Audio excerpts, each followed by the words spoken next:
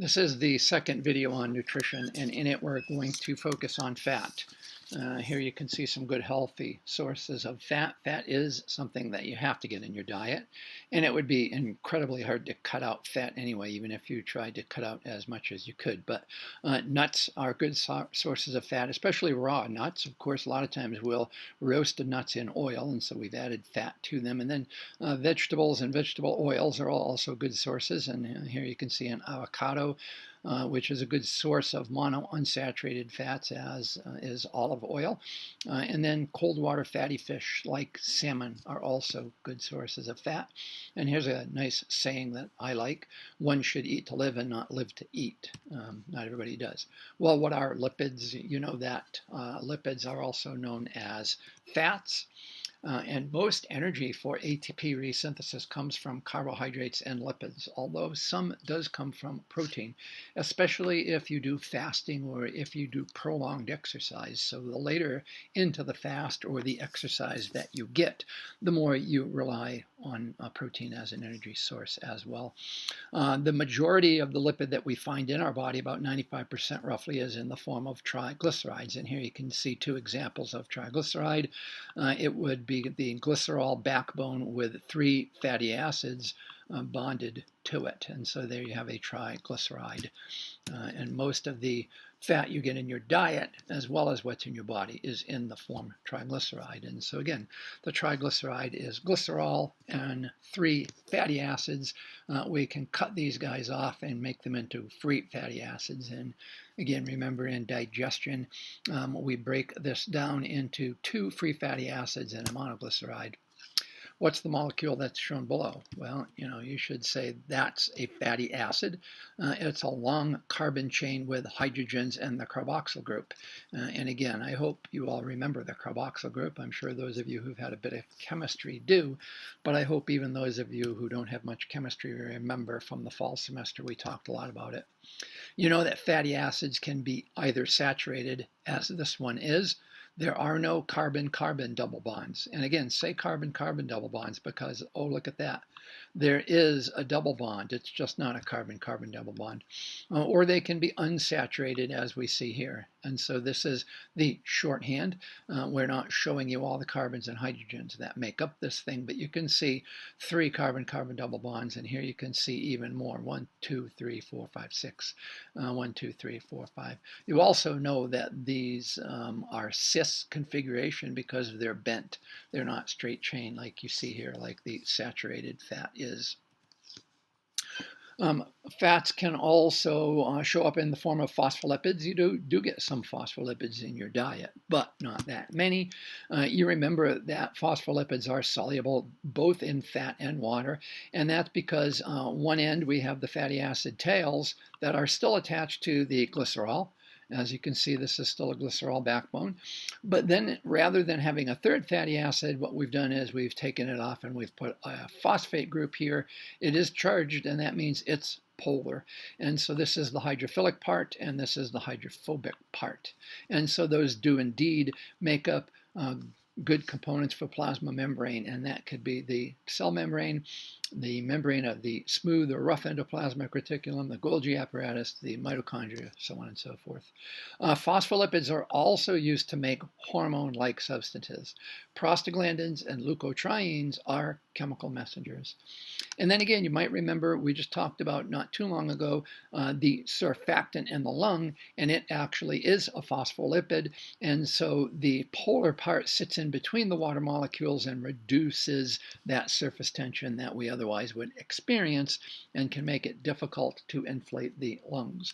Another form of cholesterol that of lipid that you can get in your diet is cholesterol, and you've seen this quite a bit. And so many animal products do contain cholesterol. Here you can see again the bile salt that is partly cholesterol, and so it is nonpolar, but it also has a component which is polar, and so like a phospholipid, the bile salt is also amphipathic, and so it has a hydrophobic and a hydrophilic side as well, and that helps us in digestion of fats. Cholesterol is necessary, it's needed. We also turn cholesterol into a number of different hormones, including cortisol, testosterone, estradiol, aldosterone, and so there are a number of them that are made from cholesterol. And so years ago, I went into the supermarket and I saw the bananas, and there was a sign that said, oh, bananas cholesterol free. Well, the truth is that all plants are cholesterol free. We only find cholesterol in animal products. But the truth is that plants do make cholesterol-like compounds that are known as sterols. And there are some people who have marketed sterols as helping to reduce the uptake of cholesterol from food in your diet. And it does do that a little bit because it competes for absorption with the cholesterol. And so plant sterols can help a little bit.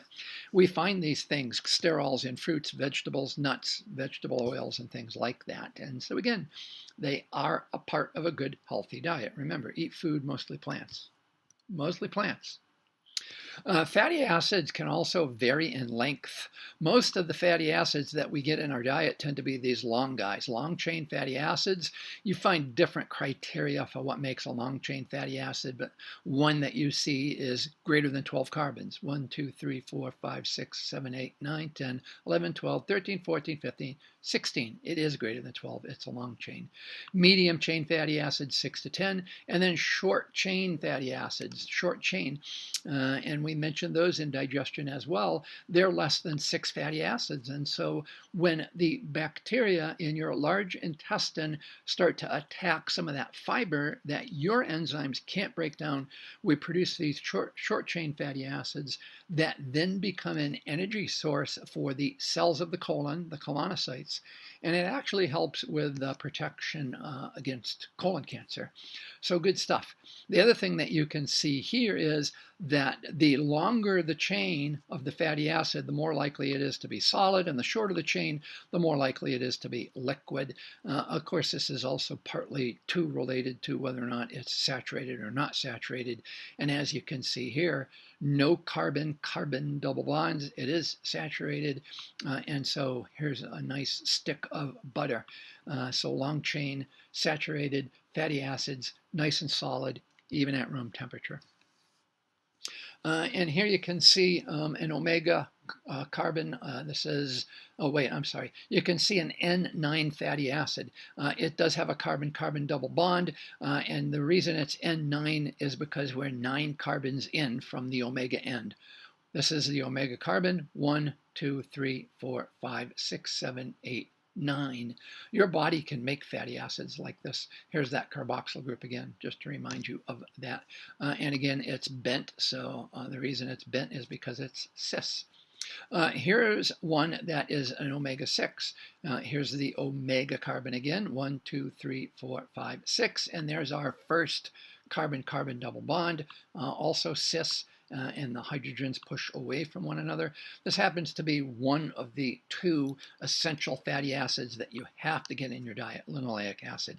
Not something you really have to think about because, again, most of us get more than enough fat in our diet, and we do happen to get the essential fatty acids that we need as well. Again, here we can see now another one of the essential amino acids, the omega-3 fatty acid. So there's the omega carbon, 1, 2, 3, and here is the carbon-carbon double bond. And you can see that this one actually has 3 carbon-carbon double bonds here. We've used our shorthand, no carbons, no hydrogens, but you know each angle we have a carbon in there, even though they're not showing it to us. And then here again is the other one that we already looked at in the previous slide, linoleic, omega-6 fatty acid. There's the omega carbon, 1, 2, 3, 4, 5, 6, and there's our very first carbon-carbon double bond. Your body cannot make these guys. It can't make them. Have to get these in your diet. On the other hand, here's one that's an omega-9 fatty acid, and if you're getting the essential fatty acids, you can make all of these that you need. No problem. But again, just to reiterate, every one of these is unsaturated. This one looks like it's monounsaturated. Also good for us to get monounsaturated fatty acids in our diet. And so olive oil is a good source of monounsaturated fatty acids, and avocados as well. So I guess guacamole. This just gives you some terminology to help you understand what this fatty acid looks like. It's 18 carbons long. It has 3 carbon-carbon double bonds. The first one occurs at carbon number 3 from the omega end. 1, 2, 3. First carbon-carbon double bond. And again, alpha-linolenic, essential fatty acid. 18,2, omega-6. But again, 18 carbons, first carbon-carbon double bond is 1, 2, 3, 4, 5, 6 carbons in. And then finally, this is an omega-9. Looks like it's also 18. That's 18, no colon, omega-9. Colon 1. All right, anyway. Well, where can we get these essential fatty acids from? And you can see a number of oils, flaxseed, walnut, soybean oil are high in linoleic. And then fatty cold water fish is also high in linoleic acid. Alpha-linolenic, good sources are seeds, nuts, vegetable oils like olive oil and canola oil, green leafy vegetables, by the way, and so spinach, but then also things like rhubarb and beet greens and kale and mustard greens. And then again, the fish that are the healthiest for you are those fatty cold water fish, salmon, albacore, tuna, herring, things like that. Well, where do we find triglycerides in the body? You know that the major place that you find it is in the adipose tissue. And so we find adipocytes in a variety of places. Far and away, the majority are in the adipose tissue. And you know that most adipose tissue is right underneath your skin. And you know that we can measure that using skin fold calipers. And so here you can see some lipid in here. We also find triglycerides in your blood. We don't want them to be too high. And again, as I told you in the last video, high sugar intake can actually increase your blood triglycerides, which is not good for you. And then we have them in the muscle as a source of energy there. And in this case, they're referred to as intramuscular triglycerides. And so here you can see some muscle fibers and intramuscular triglyceride inside the muscle. What role do fats play in the human body? And so obviously they do indeed provide energy, and they're the major storage form of energy because 9 kcals per gram. Remember, not a whole lot of water gets stored with fat, and so it's relatively low in water. We say it's anhydrous, which it really isn't, and so that means that fat is a better way to store energy than glycogen is. You can store way more energy in 10 pounds of fat than you can in 10 pounds of glycogen, and so it is that energy reserve. Lots and lots of energy available. Nobody, even the leanest person couldn't burn up all the energy that they have in their body fat. At least not in one day of exercise. The lipid insulates and protects organs. So I guess she has a lot of protection. As we've already said, the phospholipids, important part of cell membranes. They're a transport medium in the blood for, among other things, fat-soluble vitamins, but also the fat-soluble steroid hormones. Okay, triglycerides, again, an important source of energy. Before they can be used, we have to break them down. And so we take the fatty acid off, and if we take off one fatty acid, we've got 2 left, we've got a diglyceride. We take off 2 fatty acids, we've got 1 left, we have a monoglyceride. And that's what we have down here. And again, both the lipase in the adipocyte and the lipase in your gut will break these triglycerides down into fatty acids and monoglycerides. And so there you go, have this monoglyceride. And you can see that, there you go. Okay, then the fatty acid does have to be activated using ATP, just like glucose has to be activated. And then we move it into the mitochondria, it goes through beta oxidation, and we use it to make lots and lots and lots of energy. And again, so far, lots of review. While dietary fats are either saturated or unsaturated, it's important that you understand that there aren't any foods that are 100% saturated. So even cheese or lard or stick of butter, not 100% saturated. And there aren't any foods that are 100% unsaturated. Even a vegetable oil will have some saturated fat in it. But we can have multiple carbon-carbon double bonds, or we can have one carbon-carbon double bond. bond. And so 2 or more, we call it polyunsaturated. Only 1 carbon-carbon double bond, it would be monounsaturated. For the most part, over the past decade or so, we've done a better job of getting polyunsaturated fats in our diet. Some of us still need to try to get a bit more monounsaturated fat in our diet. It actually helps to protect the cell membrane. They get incorporated into the phospholipids that make up your cell membrane, and so these monounsaturated can be very protective for you. They help to protect your membranes from oxidative damage. Okay, well, in general, where do we find saturated fats? How do you know it's fat saturated? They tend to be solid at room temperature. So if you leave fat out on the counter and you come out in the morning and it's oily, not saturated. So if you get a stick of butter and you leave it on the counter, when you come out in the morning, it's still going to be in the shape of a stick of butter. It'll be softer, but it won't be oily. Margarine, on the other hand, it will be oily. Found in most meats, especially red meats. And even if you cut off the fat that you see here, cut out that fat, cut out this fat, there's a lot of fat in here. And this fat is what's called marbling. And the carnivores among us who like to grill out, they want this marbling that's in there because it makes it sizzle, makes it nice and juicy when you cook it on the grill. And then we also find saturated fats in whole and part milk products. And so if you drink skim milk and you think you're cutting way back on your fat, well, you know, I'm sorry, but you're not really. Have another think about that. And then it's hidden away in a lot of snacks. And so there are snacks that have it, and we don't even realize that there's a high amount of saturated fat in there. An exception to this is coconut oil is one plant-based source of highly saturated fat. And the truth is that there is no good evidence that coconut oil is a better source of fat for our health than other things. It's still saturated. Saturated fat is bad for you, and we do need to try to watch our saturated fat. What is the problem with having a diet too high in saturated fat? Well, the saturated fats are associated with increased cholesterol, which, as you know, causes plaquing of arteries.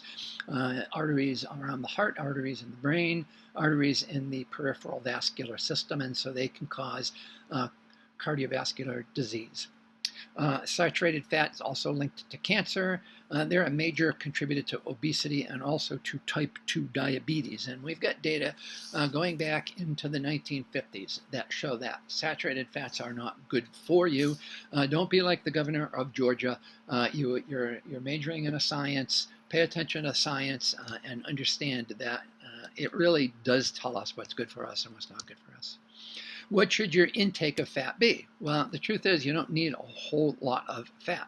The American Heart Association suggests fat intake less than 7% of calories from saturated fats. And again, you need to be a little bit vigilant about this. It's tough. There's saturated fat all over the place. We shouldn't have to worry about this anymore because last summer in the United States, we finally outlawed trans fats. The rest of the world had done it a while ago, but again, you know, we live in America and we want to be great, and so we do shit that's bad for us because we know it makes us great. We ignore advice about coronavirus disease and we ignore advice about trans fat, and so we have high levels of diabetes and cardiovascular disease and stroke and death from coronavirus, and that's what makes us great. So, you know, anyway.